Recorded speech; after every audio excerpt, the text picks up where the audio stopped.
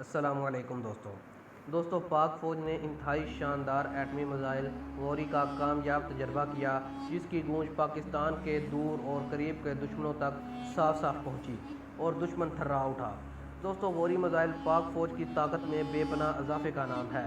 یہ missile 1300 kilometre تک اپنے دشمن کو کمال درستگی کے ساتھ نشانہ بنانے کی صلاحیت کے ساتھ ساتھ روایتی جوہری ہتھیاروں کو بھی ساتھ لے جا سکتا ہے۔ دوستو اب رہی بات اس کی کہ اس میزائل کا نام غوری کیوں رکھا گیا، تو اس کا جواب یہ ہے کہ غوری نام برِ صغیر کی تاریخ میں بے حد مشہور ہے۔ دوستو برِ صغیر پر مسلمانوں کے تسلط کی شاندار تاریخ میں غوری بادشاہ کا نام اگر سر فہرست رکھا جائے تو یہ بے جا نہ ہوگا، اور یہی وہ نام بھی ہے جو پاکستان میں بچے بچے کی زبان پر ہے۔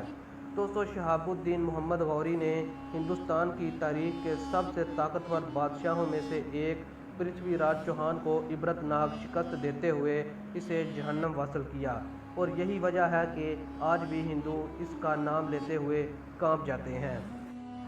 دوستو دوسری جانب ہندوستان پاکستان کا دشمن اول سمجھا جاتا ہے، اور پاکستان کی جانب سے خطرناک ایٹمی میزائل کا نام غوری رکھا جانا وطن عزیز کی مسلح افواج کی جانب سے ایک اشارہ بھی ہے کہ مملکت خدا داد کی مسلح افواج کے خون میں آج بھی کھولتے ہوئے پارے کی طرح نعرہ تکبیر گردش کرتا ہے۔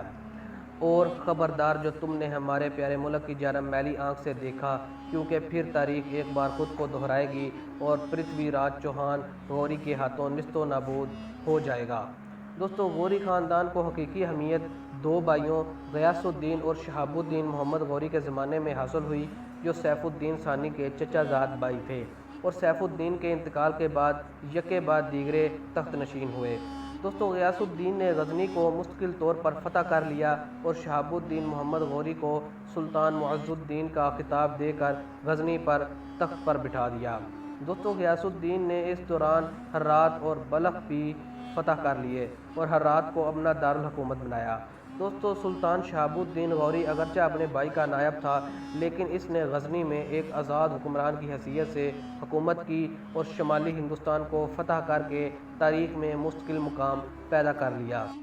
دوستو شہاب الدین غوری نے اپنی فتوحات کا آغاز ملتان اور اوش سے کیا اور 1175 میں دونوں شہر فتح کر لیے۔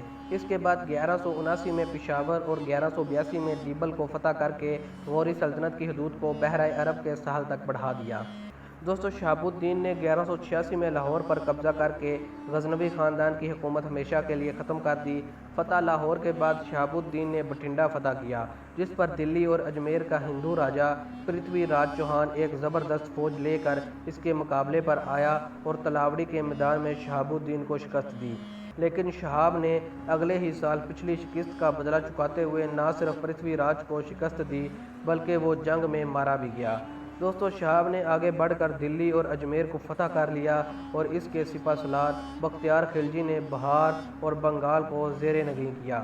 یوں پورا شمالی ہندوستان ان کے قبضے میں آ گیا۔ دوستو غیاث الدین نے 46 سال حکومت کی۔ اس کے انتقال کے بعد شہاب الدین محمد غوری ہرات میں بھائی کی جگہ پوری غوری سلطنت کا بادشاہ بن گیا۔ اسی کے ساتھ آج کی اس ویڈیو کا یہیں اختتام کرتے ہیں۔ اگر آپ کو ہماری یہ ویڈیو پسند آئی ہو تو ویڈیو کو لائک کریں، شیئر کریں اور چینل کو سبسکرائب کریں اور ساتھ لگے بیل آئیکن کو دبائیں تاکہ ہماری لیٹسٹ آنے والی ویڈیوز کے نوٹیفیکیشن آپ کو مل سکیں۔